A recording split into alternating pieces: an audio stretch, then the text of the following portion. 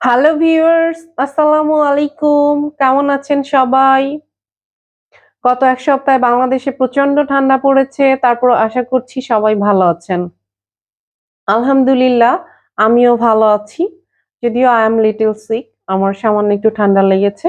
তারপর আলহামদুলিল্লাহ ভালো আছি। হ্যাঁ ভিউয়ার্স, আমি আবার চলে এসেছি একটি নতুন টপিক নিয়ে। সেটা হচ্ছে আজকে আমি আপনাদের সাথে শেয়ার করব what is the difference between discharge and acquittal, অর্থাৎ অব্যাহতি এবং খালাস। এই অব্যাহতি এবং খালাসের ভিতরে বেসিক্যালি পার্থক্যটা কি, এটাই হচ্ছে আমি ডিটেলস আপনাদের সাথে এখন শেয়ার করব। সো অব্যাহতি, ডিসচার্জ বলতে আমরা কি বুঝি?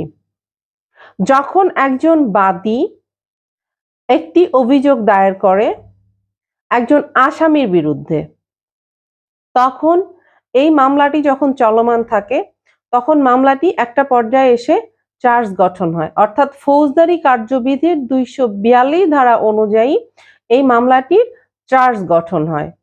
এই চার্জ গঠনের দিন আসামি কিন্তু আদালতে অব্যাহতির জন্য আবেদন করতে পারে, অর্থাৎ যেদিন আসামির বিরুদ্ধে চার্জ গঠন হবে সেদিনই আসামি অব্যাহতির জন্য আবেদন করতে পারে।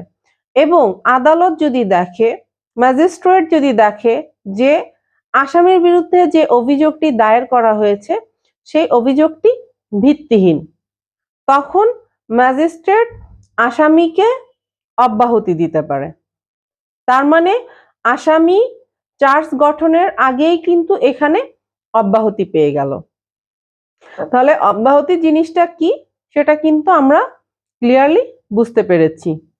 তো এখন আমি আলোচনা করব হচ্ছে অ্যাকুইটাল, খালাস জিনিসটা কি, আসামি কখন খালাস পায়, আসামি কখন অব্যাহতি পায় সেটা আলোচনা করেছি। এখন করব হচ্ছে কখন খালাস পায়। এই যে বাদী আসামির বিরুদ্ধে মামলাটি দায়ের করলেন, অভিযোগটি দায়ের করলেন এবং আদালত এই আসামির বিরুদ্ধে চার্জ গঠন করবে। চার্জ গঠনের পরে সাক্ষী হবে, শুনানি হবে এবং চূড়ান্ত শুনানির পরে আদালত যদি দেখে যে আসামি নিরপরাধ বা আসামি এখানে খালাস পাওয়ার যোগ্য,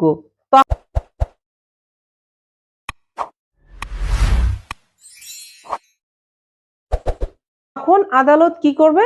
আদালত কিন্তু এই আসামিকে খালাস প্রদান করবে।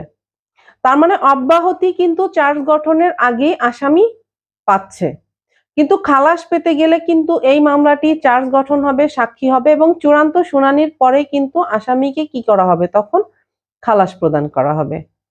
তাহলে আশা করছি আপনারা খুব ভালোভাবেই বুঝতে পেরেছেন যে অব্যাহতিটা কি বা অব্যাহতি একটা আসামিকে কখন দেওয়া হয় এবং খালাস একজন আসামিকে কখন দেওয়া হয়।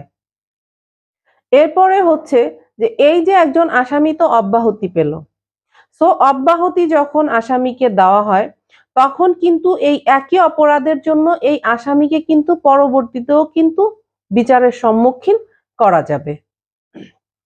কিন্তু যখন একটি আসামি খালাস পাবে, অর্থাৎ এই মামলাটি চার্জ গঠন হবে, সাক্ষী হবে, চূড়ান্ত শুনানি হওয়ার পরে যখন আসামি খালাস পাবে, আসামিকে খালাস দেওয়ার পরে অর্থাৎ সেই ক্ষেত্রে কিন্তু আসামিকে আবার একই অপরাধের জন্য পুনরায় বিচারাধীন মানে বিচারের আওতায় আনা যাবে না।